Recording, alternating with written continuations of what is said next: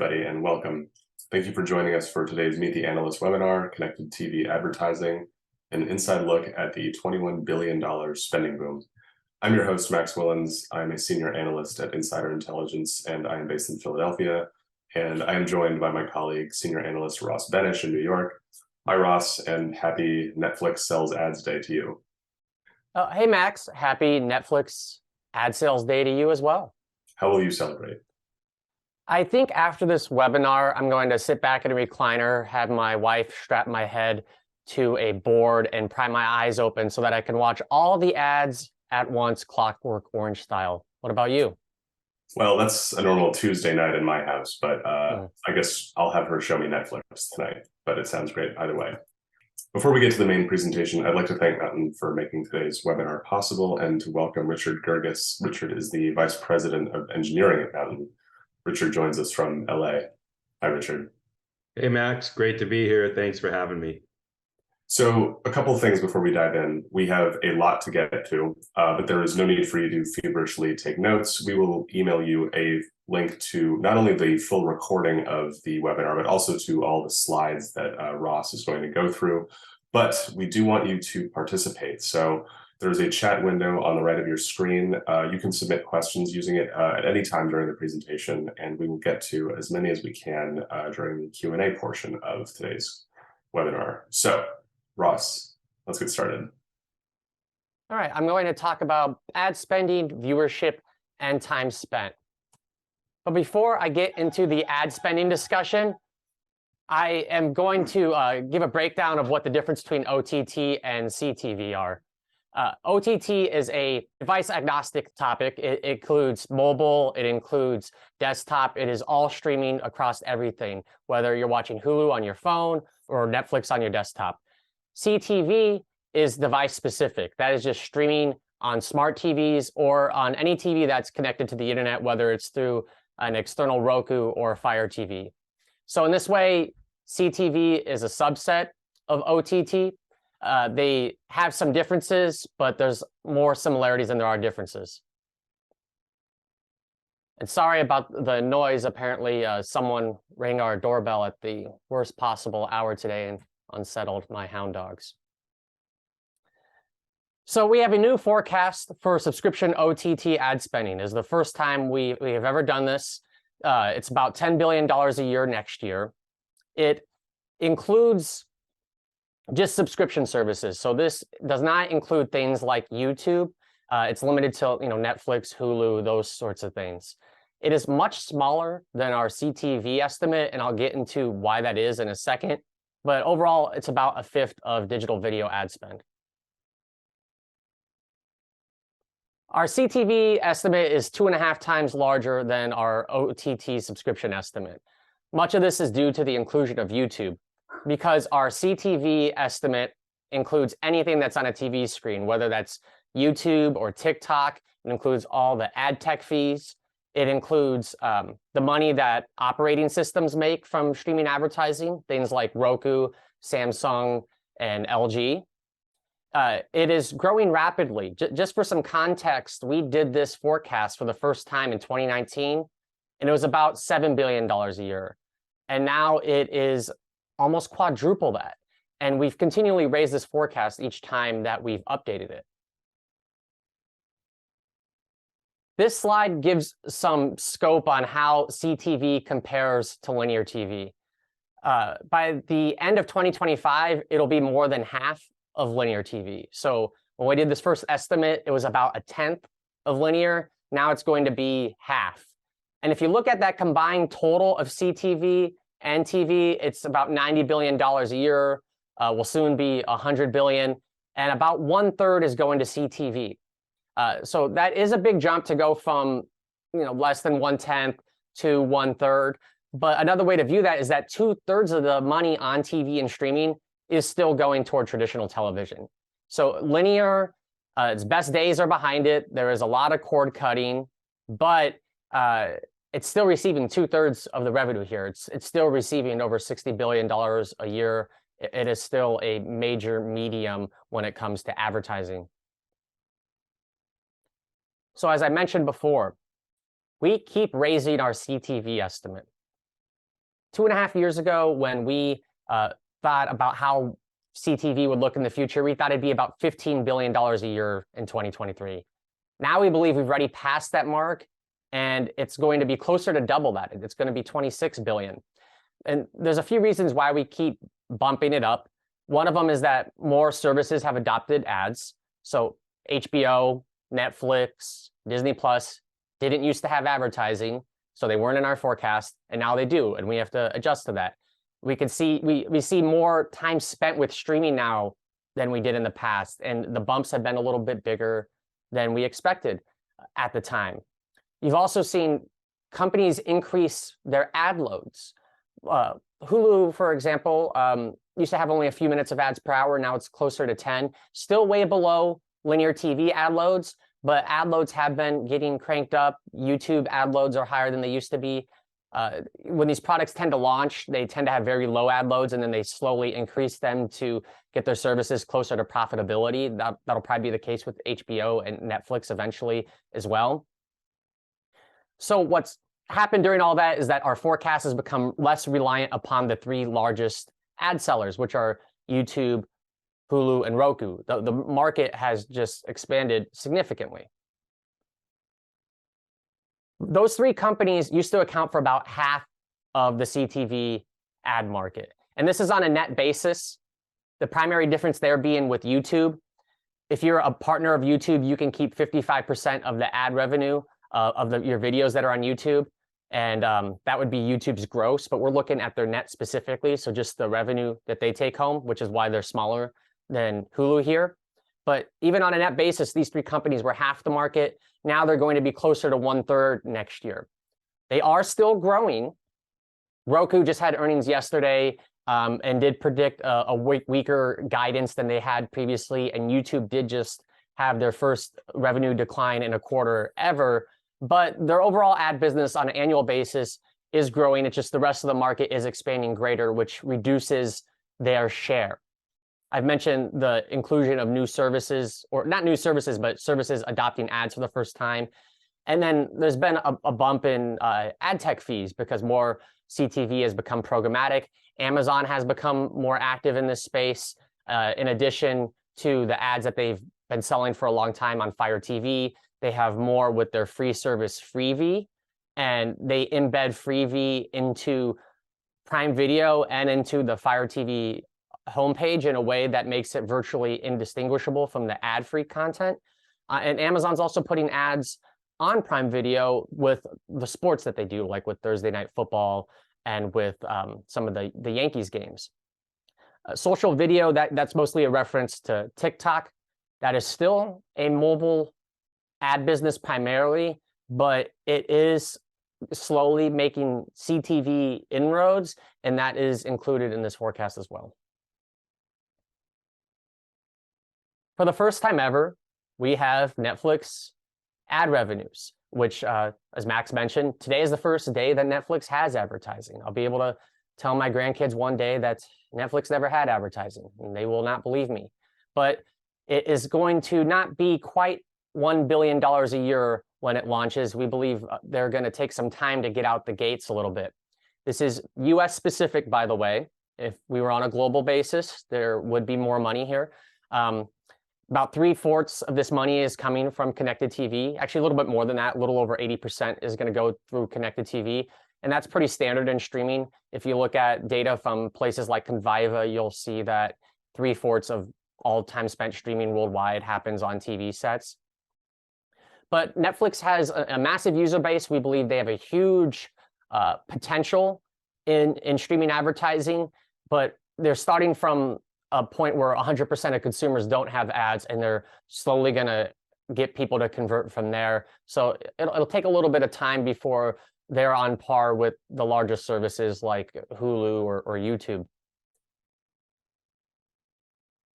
We also forecast Disney Plus ad revenues for the first time.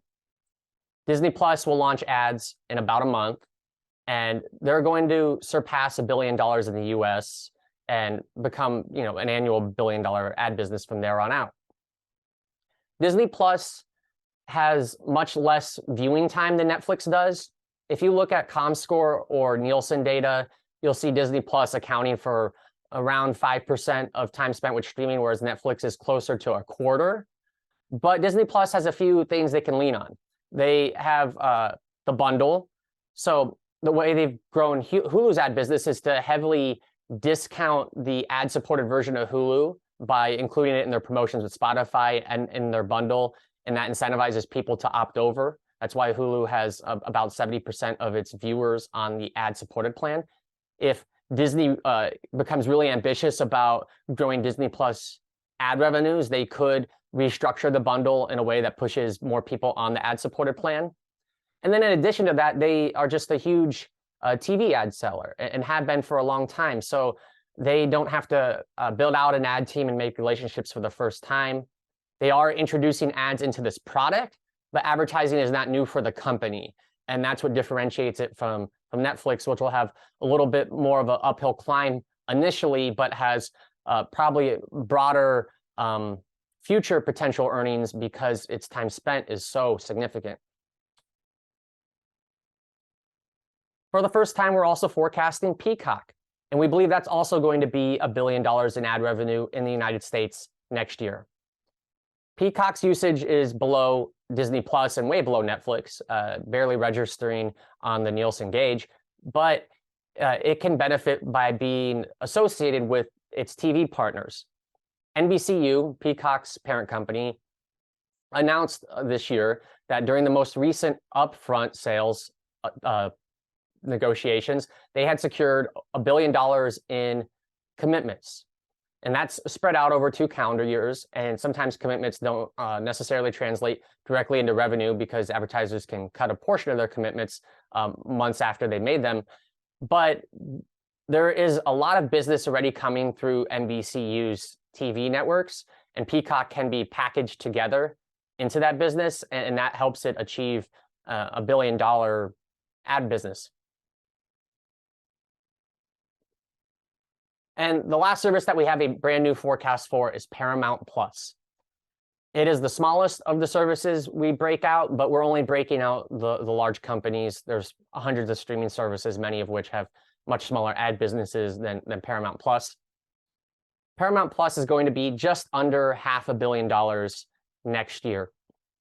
They do benefit by being tethered to TV networks in the same way that Tubi does with Fox or Peacock does with NBCU, but they aren't the largest streaming ad business in that company. Pluto TV, its sister product, is $1 billion ad business, and Pluto TV is entirely free. It's entirely ad supported, so it has more viewers and more ads being run, whereas Paramount Plus is paid, which limits the audience size a little bit. And then about 1/3 of those viewers do pay to opt for the ad-free version, according to data from Antenna. So it is a smaller user base, but there is significant growth. I mean, 44% next year is pretty significant. It is a higher growth rate than we're seeing with the other companies we break out, but it's a higher growth rate because it's coming from a smaller base. It's easier to grow on a percentage terms from less.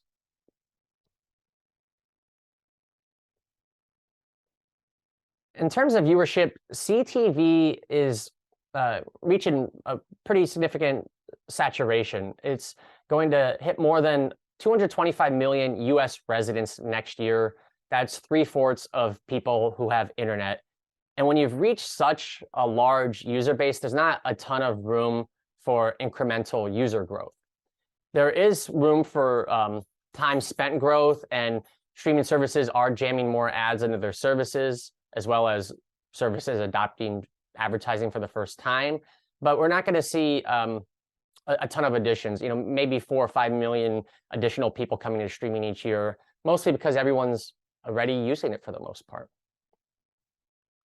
And this audience skews very young. About half of streaming viewers are Gen Z or millennial, and the Gen Z audience is actually gaining share. So the audience is actually skewing younger over time, which differentiates it from traditional television, which leans very heavily on boomer viewers. And then these are some other estimates we have for streaming viewers.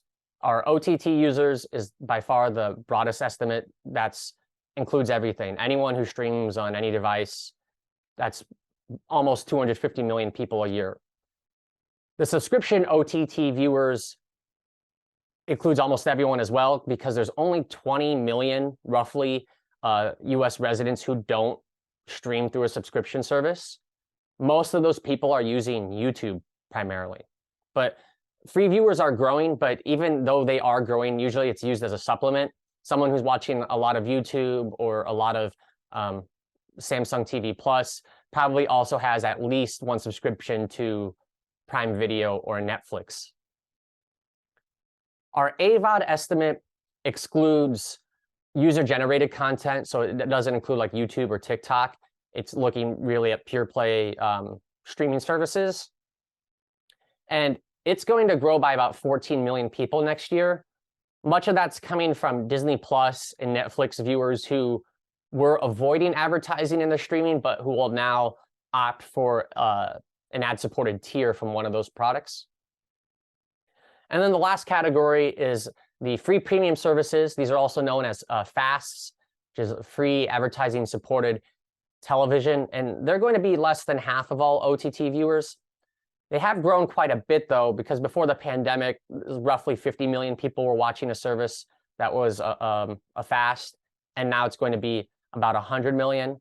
But most streamers are not watching them, and the time spent tends to be pretty small. I think Pluto TV is the only one of them that cracks the Nielsen gauge with 1% of total TV and streaming time spent.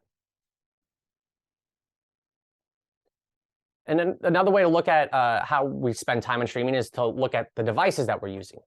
And smart TVs are by far the preferred device for streaming. About 2/3 of the population is using a smart TV. This forecast, you'll notice, has a lot of overlap. If you add those percentages up, they significantly exceed 100. That's because if you are a person who has a TV with a Roku interface or a Fire TV interface, you'd be counted as a Fire TV viewer and as a smart TV viewer. They are two in the same here.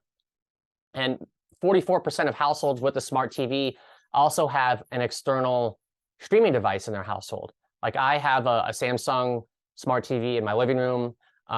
In my bedroom, I have a very old television that I have a Roku plugged into, and that's very common. But what's significant here is that if you control the interface, if you are the device that people watch from, you can gain a lot of ad revenue and data that is helpful to advertisers. So a company like Fire TV or Samsung or Roku, they can sell 30% of the inventory on apps that you watch on their television sets. And your viewing also generates automatic content recognition data that can tell advertisers what you're viewing, your habits, how long you viewed stuff. And that's very valuable data to advertisers for measurement purposes. And the value in controlling the OS is seen when you're seeing more companies like Samsung and Comcast trying to license out their own OS. A ton of TV makers have decided not to go this route, and they let Fire TV, Roku, and Google take it over for them.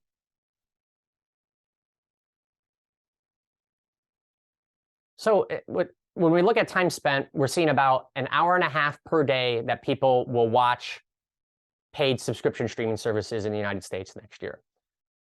Prior to the pandemic, people were watching just under an hour per day. And this is the whole population. So this includes people like my father, who has never used Netflix in his life. Lockdown started, saw a significant jump of nearly 20 minutes per day. And though things eased up, you saw incremental jumps from there of 8 minutes, then 5 minutes, and next year, only 4 minutes. The time spent jumps are declining, but if you zoom out, you see in just a handful of years going from under an hour to over an hour and a half per day in the general population. That's over 50% growth. That's very significant. That's why the streaming ad spending is growing so much. New viewers aren't necessarily coming in, but those who do stream are doing a lot more of it. And the same is happening in podcasts. If you look at what's fueling podcast ad spending right now, it's very similar to connected television. Another metric is just our other connected devices forecast that isn't limited to TV sets, but it is mostly made up of CTV viewing. And it has the same pattern of big bump in 2020, incremental growth after there. And we're at the point where it's an hour and a half per day of people's time, which is a massive amount of time. Is this duplicative at all, Ross? Oh, that's a good question. So we will take into account simultaneous usage and count both of them. So if I am watching the Mets play on my TV screen and I'm so bored with the game that I pull up the Yankees game on my phone, I would be counted twice here. I'd be counted as a mobile viewer and as other connected devices viewer. There's a lot of second screening happening, especially with YouTube on mobile.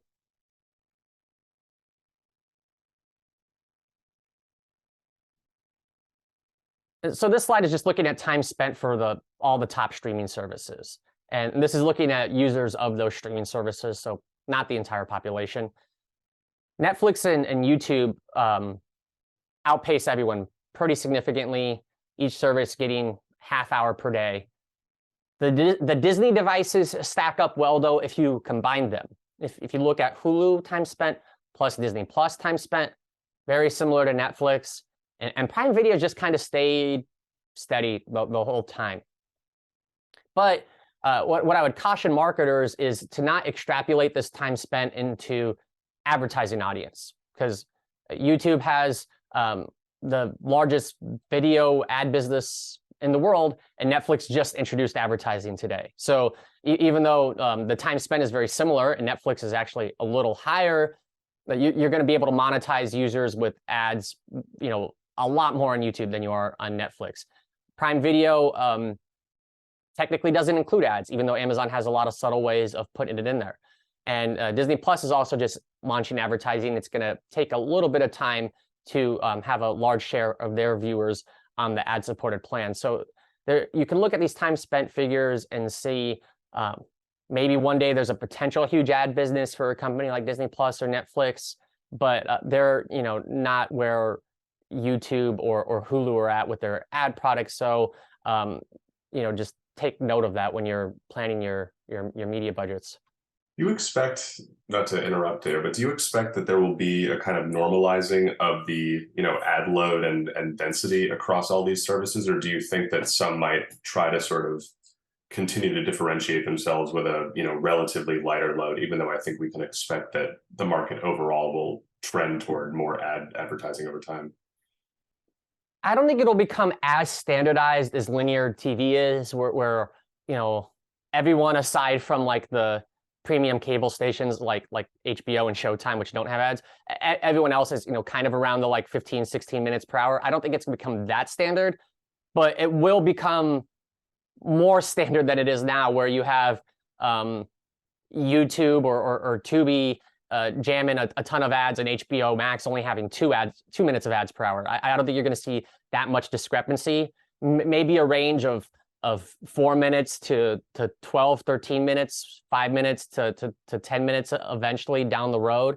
But the general trend is companies tend to introduce more advertising over time, and once they have it in, they don't really claw it back. Like Hulu ad loads are bigger than they used to be. Netflix and Disney Plus are going to start out with a few minutes of ads per hour. One day they're going to be under pressure to show increased profits, and they're going to jack that up. I don't think HBO Max's ad load is going to stay light forever, but it'll probably stay a little bit lighter than the free services do. Makes sense.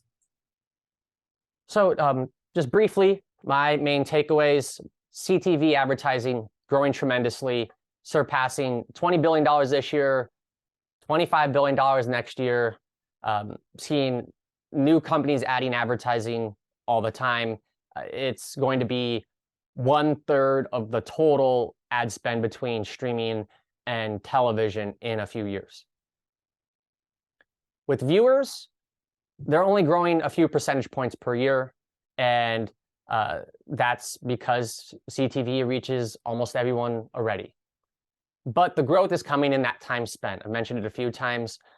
less than an hour per day watching paid streaming services before the pandemic, more than an hour and a half next year.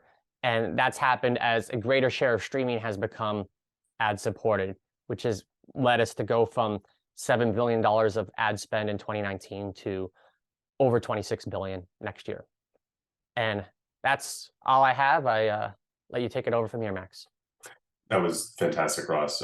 Really, thank you very much. Before we get to your questions, and we've had a lot of them and they are very good, very specific. Please keep them coming. I'd like to bring back in our special guest from Mountain, Richard Girges. He is their Vice President of Engineering. Welcome again, Richard. Thank you, Max. So a couple questions for you. The growing viewership that Ross alluded to on CTV has obviously attracted tons of advertisers, but what challenges does that influx of attention create when it comes to creating CTV ad tech? We've seen more consumers cut the cord and move to streaming television than ever before. Our recent data shows that 191 billion minutes are being streamed per week. So what that means is a lot more target audiences for a growing number of brands. So 62% of Mountain's customers are first-time TV advertisers, and we're expanding basically the total market for TV as a whole. It's exciting for brands in the TV landscape, transformational really, but it could definitely be challenging too. We have to provide a comprehensive technology solution for both big and small brands. The silver lining is that brands, regardless of their size, are really looking for two high-level things: precision targeting and robust measurement. So we're laser focused on both of these aspects, and we're always working to optimize them. So we're creating a solution that really leans into the strengths of the channel, and it's even unlocking new opportunities previously not imaginable on CTV, let alone a traditional broadcast television. 62%, that's a pretty healthy chunk of advertisers that are getting into television-like advertising for the first time. It's hard to sort of paint such a broad chunk of customers with the same brush, but what are these brands all hoping to accomplish, and what kind of insights can you share on the technologies that help them get there? Yeah, I think a big thing all brands are looking for these days is better performance measurement. Right now, budgets are under scrutiny and belts are tightening. Marketing and advertising have always had an uphill battle in some ways, trying to justify ROAS and defending budgets. So CTV takes the guesswork out of this reporting and helps to prove that campaigns are performing and that we're measuring their performance in real time. That was completely unimaginable for TV a few years ago. So the thing our brands like the most is the level of detail in the reporting that we offer. The ability to break the campaign performance down into a wide range of KPIs and to get quick feedback on how their ads are resonating with their audience. And our brands don't have to wait for these reports. They can just log into the UI and see how it's going in real time. And that's pretty huge. We saw a lot of streaming services really dominate headlines this past year. Disney Plus and biggest of all, Netflix announced that they're getting into the AVOD space. And we're now at a point where basically all of the major platforms support or will support some level of advertising on their platforms. What's this doing to advertiser behavior? Yeah, there's an influx of brands rushing to CTV to accommodate the growing audience. So not only are their audiences streaming more, but CTV is allowing these brands to finally target and reach them. In fact, 25% of advertisers say CTV is the most valuable media channel available. Programmatic ad spend is projected to increase by 39% just this year alone. And while this is happening, the streaming landscape is exploding. You have HBO Max, Disney Plus, Peacock, and so on. And all these new streaming services mean fragmented segments of customer groups. And there are only so many entertainment dollars to go around. So the days of streaming being dominated by one or two services is over. You have multiple things working together here. More people than ever are streaming TV. They're opting in for ad-supported services to save money. And brands are rushing to CTV to fill that ad void and reach their audience. But viewers are spread out over a dozen services. And sometimes viewers will even unsubscribe and then resubscribe depending on when their favorite TV show has a new season or whatnot. So how do advertisers capture their audience considering the fragmentation and the shifting nature of their viewership? It's a big challenge, and really the solution is a programmatic cross-network audience-centric strategy. That's how an advertiser can ensure that they're always able to find their customers regardless of when and where they're watching TV. Programmatic cross-network diffuse ecosystem, that raises a question about measurement. Can you talk to us a little bit about what the expectations brands should have when it comes to measurement and what's possible at the moment? Yeah, incrementality is hands down the next big thing next year. Brands currently rely on various attribution models and first-party site analytics to determine where to continue investing their advertising dollars, but all attribution models come with trade-offs, and some amount of advertising dollars are being misspent somewhere or left on the table. So incrementality is going to result in a more accurate measurability strategy than your table stakes attribution models, which gives brands confidence on where to continue placing their ad dollars. So Mountain is bringing incrementality reporting to CTV, and we think it's going to be it's going to open a lot of doors for brands. Our approach comes down to forming a control group transparently and objectively, and ensuring the report is always on. You don't need to wait to see the data. We're constantly analyzing. So the result is an unbiased representation of your CTV campaign performance. So yeah, incrementality 2023, that's the name of the game. I expect to see it on signs in front of people's lawns all across the country. Final question for you. So the headlines in the trades were just completely dominated by the will they or when they of Netflix and Disney Plus and others getting into advertising. But as a result, a lot of stuff kind of flew under the radar this year when it came to new features and capabilities when it comes to advertising and CTV advertising. Can you just kind of give everybody a quick download on some of these investments and what they mean for the market, both viewers and advertisers? Yeah, CTV really delivered on the promises of the platform this year. Some ad platforms are still focusing on reach, and that's fine and all, but it doesn't even scratch the surface on CTV's capabilities. There are so many technological advancements that have been made since CTV's initial launch. Affinity-based targeting, audience segment reporting, incrementality, and that's not even all of it.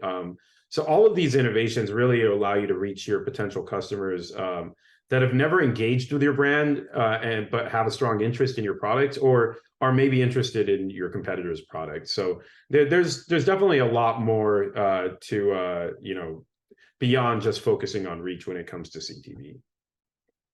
Fantastic. Thank you, Richard. And it's time now for the moment that we've been teasing all webinar, audience Q&A time. We've received a ton of really great ones. Start with just kind of a deceptively simple but important question for you, Ross. How much of the CTV landscape is programmatic? So we put the estimate at around 70%, which is higher than most other places put it.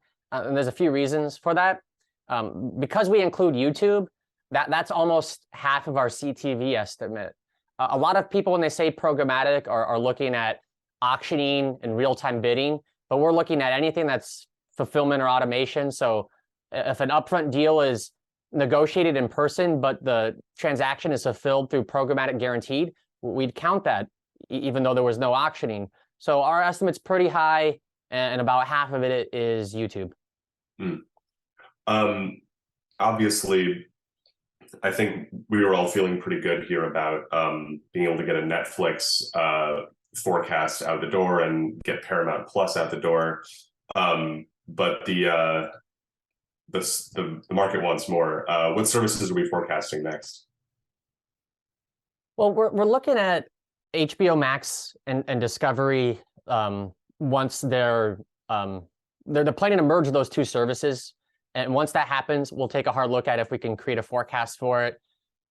Amazon's kind of the dream, but there's not a lot of visibility that you get into Amazon's ad business beyond just the top line figures. So that may be unrealistic as a next. Given the financial reporting of Vizio, that would probably also be another one that would probably be next because they make more information public than some other companies.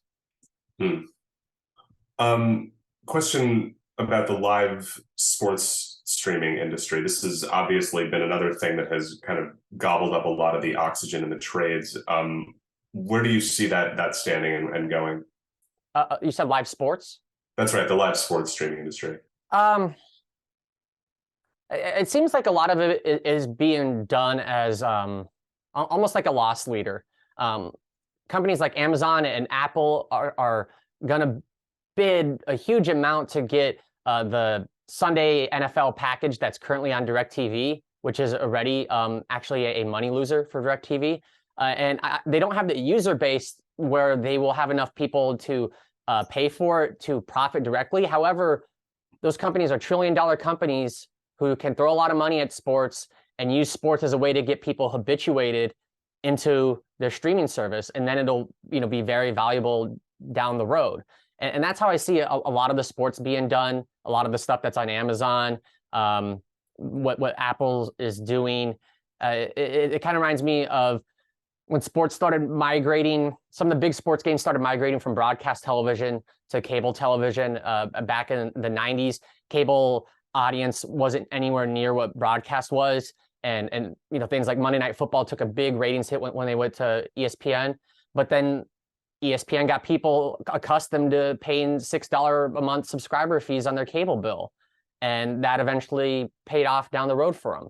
And that's how I see digital sports right now. It's deep-pocketed companies getting rights, probably going to take a loss in the short term, getting you accustomed to their platform in the long term. And another question from the audience about vMVPDs. I feel like they were, in some ways very early to all this, to this space, and they have since been sort of lapped, certainly in market interest by the streaming platforms. Where do you sort of see vMVPDs factoring into this conversation? Yeah, and so for those who don't spend their days looking at ad tech jargon, vMVPD just refers to the virtual cable services, things like Sling TV, Hulu Live TV. You're watching traditional television, but you're doing it digitally on your smart television. Those services grew a ton 5-6 years ago, and their growth has stalled because they've ended their promotional prices. They still are adding viewers. They still are replacing a portion of people who cut the cord, but most people who cut the cord aren't using those services anymore. They're just cutting the cord and being done with it. So when they had to eventually show profitability, things like Hulu Live TV or Sling went up from being like $30 a month to being very similar in price to what you get with the cable package, because the reach transmission fees from TV networks have just soared, and they have to cover those costs. So they definitely are a part of streaming's future. They have a growing audience, but it's like 15 million households combined, I think. It's not anything like Netflix has or what Disney will probably have in a few years. And as far as how they factor into the forecast, they're kind of tricky because they are right at the intersection of traditional television in terms of the content that you distribute and the business model that they have and their billing practice, although they do allow more flexibility, and digital, because it's digitally driven and you can watch it on demand. So we include the digital portion in our CTV. So, and the rest is in our linear TV estimate. We try not to duplicate these things. And by digital portion, just to give you an example, take YouTube TV. Let's say they serve 16 minutes of ads per hour. YouTube's only getting to sell 2 minutes of ads per hour. That 2 minutes is counted as CTV. The rest of that, though, is sold by TV networks, and we already include that in our linear TV forecast. So we don't put that in CTV because then otherwise we'd be counting ad dollars twice. We have time for one more, and I'm going to be a jerk and ask a pessimistic question, and I'll throw it to both of you. One of the viewers asks, what problems could restrict CTV from expanding further? I think that's a really good kind of reality check question, because there were a lot of graphs in this presentation that were going up and to the right really hard, really fast. So when you guys think about problems or things that could restrict this space, what do you see? I guess, Richard, being the guest, I'll let you go first. Probably something in the realm of targeting and audience data and making sure that it's accessible and that it's shared in a privacy safe way. I would say those are probably the things that I think about when we reach the level of scale that we have with CTV. Ross, what about you? Yeah, I definitely agree, especially with targeting, which relates to frequency capping. This election season has made me want to throw my television out the window and just go walk in the forest and read a book, because I keep seeing the same Chuck Schumer ad a million times. But aside from that, I'd say ad fraud and measurement. Measurement is a lot more sophisticated than linear TV. There isn't as much standardization because it's not just one vendor that's doing it. There's a lot of confusion there. And ad fraud, that's a challenge in any digital sphere. We've seen that like ever since Hotwired put the first banner ad on the internet in 1994. So I would just tell buyers to be cognizant of that. And if something seems too good to be true, it probably is. If you're on a programmatic exchange and they're telling you you're going to get really premium CTV inventory for $5 CPM, that's probably not what you're receiving. Good note to end on. That is all we have time for, and we're going to have to leave it there. But thank you again to Ross, and a very special thanks also to Richard and to his team at Mountain for making this possible with their support. Our eMarketer production crew behind the scenes also deserves huge thank you for making all of this possible. As I promised at the top, all of you will get a copy of this presentation in full, as well as all the slides that Ross went through. Before we wrap up, though, I would like to take a minute to tell you more about what's happening across eMarketer's surfaces and media channels.